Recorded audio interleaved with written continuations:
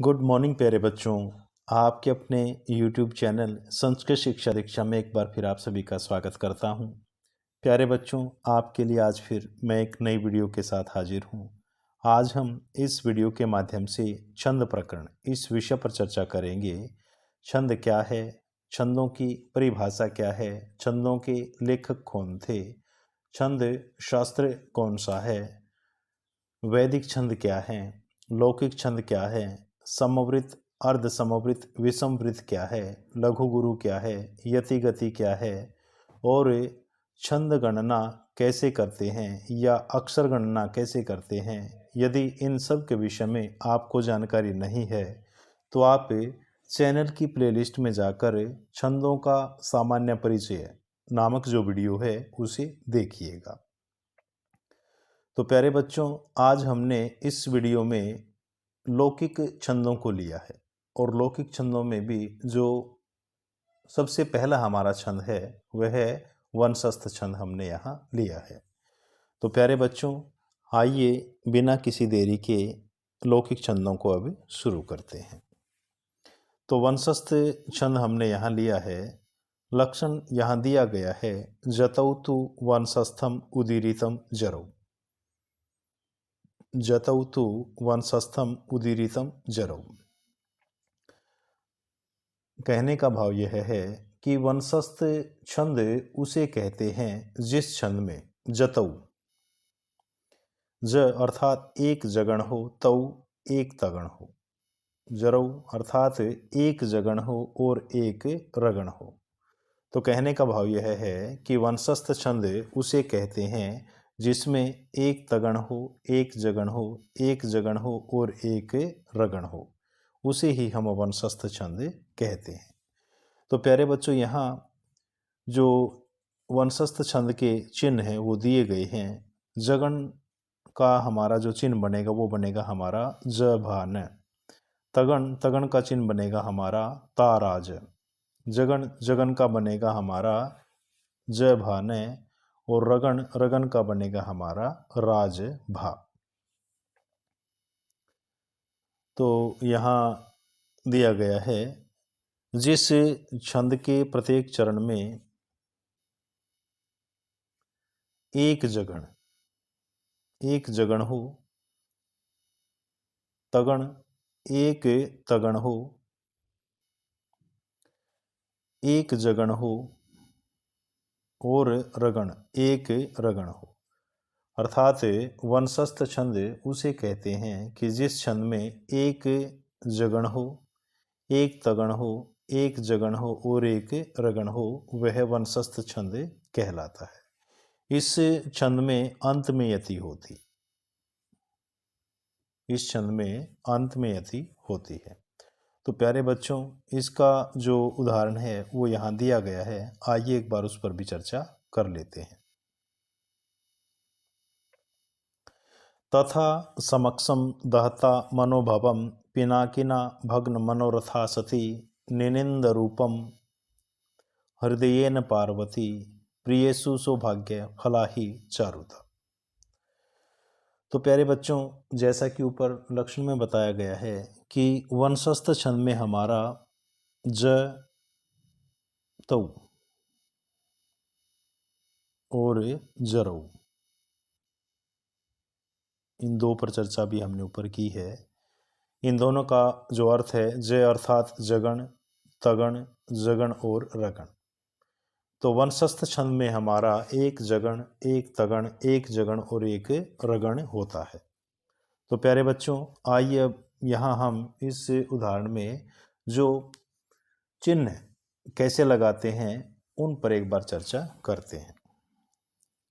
तो तय यहाँ दिया हुआ है, तो तय में अ है इसलिए इसे हमें लघु मानेंगे। थ में आ है, ये हमारा गुरु रहेगा। स में अ है, ये हमारा लघु। मैं के बाद क्ष लिखा हुआ है और जो क्ष है हमारा वह है क जमा श। इन दो अक्षरों को, इन दो वर्णों को मिलाकर के बनता है। तो प्यारे बच्चों, म के बाद ठीक हमारा ये जो क है ये है और ये क म के अ में मिलकर के इसे गुरु बना देगा, इसलिए हमारा जो म है वो भी गुरु रहेगा। और क्ष, क्ष के ऊपर अनुस्वार लगा हुआ है, इसलिए ये भी हमारा गुरु रहेगा। द में अ है, ये हमारा लघु रहेगा। ह, ये भी हमारा लघु रहेगा। त में आ है, ये हमारा गुरु रहेगा। म, ये लघु। न में ओ है, ये हमारा गुरु। ये हमारा भय में अ है, ये लघु। और व में अनुस्वार ही ये हमारा गुरु रहेगा। तो प्यारे बच्चों, ये हमने अभी चिन्ह लगाकर देखे। अब चिन्हों को देख लेते हैं कि कौन कौन सा चिन्ह हमने यहाँ बनाया है। तो सबसे पहले है हमारा ज भान। ये देखिए, यहाँ हमारा जगण था, तो हमारा जगण का चिन्ह ये बन गया। उसके बाद है ताराज, ये हमारा तगण का चिन्ह बन गया यहाँ, ताराज। उसके बाद फिर है हमारा ज भान, ये फिर हमारा जगन का बन गया, ये इधर वाला। उसके बाद है प्यारे बच्चों राज भा, ये हमारा रगण का चिन्ह बन गया। तो हमारा यहाँ ये जो लक्षण में दिया गया था वो सारी चीज़ें यहाँ क्लियर हो गई हैं। तो लक्षण में जतऊ बताया था और जरऊ बताया था। जतऊ का अर्थ था यहाँ जगण तगण, जरऊ का अर्थ था जगण और रगण। तो हमारा जगण ये हो गया इधर, यहाँ ये जगण। उसके बाद ये हमारा तगण हो गया। उसके बाद यहाँ हमारा फिर जगण हो गया। उसके बाद फिर हमारा रगण हो गया। तो प्यारे बच्चों, आगे के जो 3 चरण हैं उनमें भी ठीक इसी प्रकार हमें चिन्ह लगाने होते हैं। तो ये आपके लिए है, आप एक बार चिन्ह लगाकर स्वयं देखिएगा। तो आइए अब अगला जो छंद है उस पर चर्चा करते हैं। उसके बाद है प्यारे बच्चों वसंत तिलका छंद। लक्षण यहाँ दिया गया है, उक्ता वसंत तिलका तभजा जगौग। उक्ता वसंत तिलका तभजा जगौग। तो वसंत तिलका उसे कहते हैं जिस छंद में त अर्थात एक तगण हो। वसंत तिलका छंद उसे कहते हैं जिस छंद में त अर्थात एक तगण हो, भ एक भगण हो, ज एक जगण हो, ज फिर एक जगण हो, ग अर्थात 2 गुरु हो। तो वसंत तिलका छंद में एक तगण, एक भगण, 2 जगण और 2 गुरु होते हैं, उसे हम वसंत तिलका छंद कहते हैं। तो प्यारे बच्चों, इनके चिन्ह यहाँ दिए गए हैं। तगण, तगण का बनेगा ताराज। भगण भानैस, फिर ज अर्थात जगण, जय भाने, फिर जगण जय भाने। और ग अर्थात हमारे 2 गुरु रहेंगे। जिस छंद के प्रत्येक चरण में क्रमशः तगण एक तगण हो, भगण एक भगण हो, 2 जगण हो और 2 गुरु हों, उसे वसंत तिलका छंद कहते हैं। इसमें भी अंत में यति होती है। तो प्यारे बच्चों, आइए इसका जो उदाहरण है एक बार उस पर भी चर्चा कर लेते हैं। पापान निवारयति योजयते हिताय, गुह्यम निगुहति गुणान प्रकटीकरोति, आपदगतम चयन जहाति ददाति काले, सन्मित्र लक्षणम इदम प्रवदन्ति संत। तो प्यारे बच्चों, ये उदाहरण यहाँ दिया गया है वसंत तिलका का। ऊपर लक्षण में हमें बताया गया है तभजा, त भ जा जगौग है, ये ऊपर लक्षण में हमें बताया गया है कि वसंत तिलका छंद वह छंद है जिस छंद में त एक तगण, एक भगण, ज 2 जगण, गौ ग 2 गुरु हो, उसे ही हमें वसंत तिलका छंद कहते हैं। तो प्यारे बच्चों, आइए अब इस उदाहरण पर हम चिन्ह लगाकर देखते हैं। सबसे पहले इधर पा दिया है, तो पा में आ मिला हुआ है, तो इसे हम मानेंगे यहाँ गुरु। उसके बाद भी पा है, ये भी हमारा रहेगा गुरु। न में ई है, ये हमारा रहेगा लघु। वा में आ है, ये हमारा बनेगा गुरु। र ये हमारा लघु। ये भी हमारा लघु। और ती तय में ई है, इसलिए ये भी हमारा लघु। ये में ओ है, ये बनेगा हमारा गुरु। ज लघु। ये में अ है, इसलिए ये भी हमारा लघु। त में ए है, ये हमारा गुरु। उसके बाद है में ई है, ये हमारा लघु। उसके बाद तय में आ है, ये हमारा गुरु। उसके बाद ये में अ है, ये हमारा लघु। तो प्यारे बच्चों, ये चिन्ह हमारे अभी हमने यहाँ लगाए हैं। तो पहला जो चिन्ह बन गया वो बन गया हमारा ताराज, ये बन गया हमारा तगन। उसके बाद है भानैस, ये बन गया हमारा भगन, ये यहाँ भगन। उसके बाद है जय भान, ये हमारा बन गया जगन, ये इधर जगन। उसके बाद जय भान फिर जगन है, ये इधर। और अंत में गौग है। दो गुरु होने चाहिए, तो एक गुरु हमारा ये रहा यहाँ। और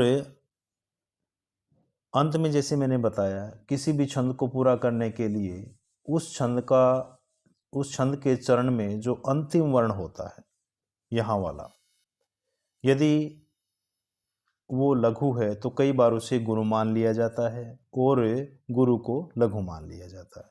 तो कहने का भाव यह है कि छंद को पूरा करने के लिए कई बार अंतिम वर्ण को, यहाँ जो अंतिम वर्ण है उसे यदि लघु है तो गुरु मान लेते हैं और यदि गुरु है तो उसे लघु मान लेते हैं। तो सारे के सारे चिन्ह अभी हमने यहाँ लगाकर देखे। तो पहला चिन्ह हमारा तगन का हो गया, उसके बाद भगन, उसके बाद जगन, उसके बाद फिर यहाँ जगन और उसके बाद अंत में दो गुरु। ये हमने यहाँ गुरु मान लेना दिया, तो यहाँ लघु है, यहाँ ये जो दिया है ना ये लघु है, लेकिन इसको हमने छंद को पूरा करने के लिए गुरु मान लेना है। तो प्यारे बच्चों, ये था हमारा वसंतिल का छंद। बाकी के जो 3 चरण बचे वो आप सब के लिए हैं। एक बार आप भी इनको थोड़ा सा जो चिन्ह है वो लगाकर देखिएगा। उसके बाद प्यारे बच्चों, उसके बाद है मालिनी छंद। मालिनी लक्षण दिया है यहाँ, ननमय ययुतेयम मालिनी भोगिलोकई। ननमय ययुतेयम मालिनी भोगिलोकई।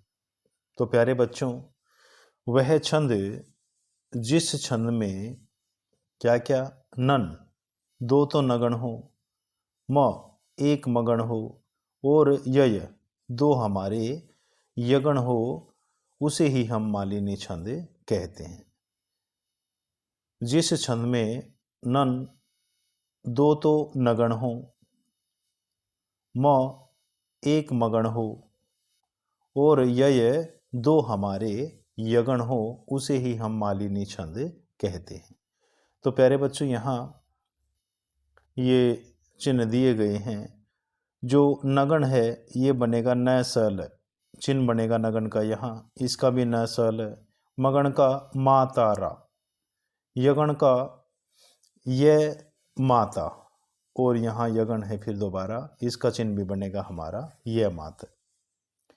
तो प्यारे बच्चों, मालिनी छंद जिस छंद में दो नगण हो, मगण हो और दो यगण हो, उसे ही हम मालिनी छंद कहते हैं। तो प्यारे बच्चों, आइए इसका जो उदाहरण है एक बार उसे भी हम देख लेते हैं। यहाँ दिया गया है, जिसके प्रत्येक चरण में दो नगण हो, दो हमारे नगण हो, एक मगण हो और दो यगण हो, उसे मालिनी छंद कहते हैं। इसमें 8 व 7 वर्ण पर यति होती है, यति भी रहेगी इसमें। पहली यति हमारी 8वें वर्ण पर और उसके बाद 7वें वर्ण पर यति रहेगी।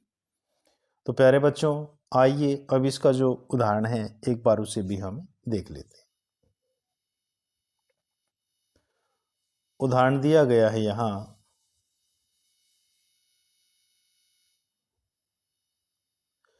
सरसिज मनुविद्धम शैवलेनापि रम्यं मलिनमपि हिमांशोर्लक्ष्मलक्ष्मीं तनोति इयमधिकं मनोज्ञः वल्कलेनापि तन्वी किमिव हि मधुराणां मंडनं नाकृतीनाम्। सरसिजमनुविद्धं शैवलेनापि रम्यम। तो जैसा कि ऊपर लक्षण में बताया है, नन, म और ये रहेंगे यहाँ, दो नगण रहेंगे, म एक हमारा मगण रहेगा और ये दो हमारे यगण रहेंगे, उसे ही हम मालिनी छंद कहते हैं। तो प्यारे बच्चों, आइए यहाँ भी अब हम जो चिन्ह हैं उन्हें लगाकर देखते हैं।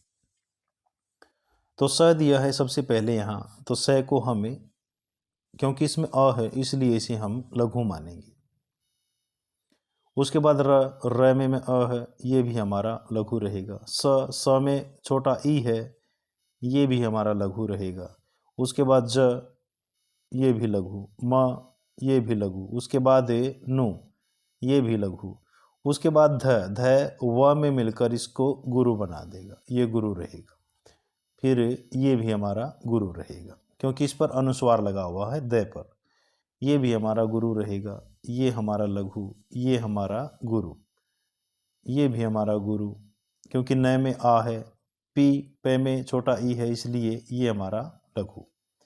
उसके बाद है गुरु और उसके बाद भी हमारा गुरु है। तो प्यारे बच्चों, ये चिन्ह हमारे यहाँ बन गए। तो पहला चिन्ह बना हमारा यहाँ न स ल, तो नगण का चिन्ह हो गया हमारा। उसके बाद फिर दूसरा चिन्ह हमारे यहाँ, ये भी हमारा नगण का बन गया। उसके बाद है मगण, मगण बन गया हमारा यहाँ तक ये। उसके बाद है हमारा यगण, तो यगण का बन गया हमारा ये माता। उसके बाद फिर तगण यगण है ये माता। तो वह छंद जिस छंद में दो नगण हो, एक मगण हो और दो यगण हो, उसे ही हम मालिनी छंद कहते हैं। अभी चिन्ह हमने यहाँ बनाए। पहला चिन्ह जो बना वो नगण का है, दूसरा चिन्ह भी हमारा यहाँ नगण का है, तीसरा चिन्ह हमारा यहाँ मगण का है, चौथा चिन्ह हमारा यहाँ यगण का है और उसके बाद भी हमारा यगण का है। तो प्यारे बच्चों, ये था हमारा मालिनी छंद। बाकी के 3 चरण आपके लिए हैं, आप स्वयं करके देखिएगा।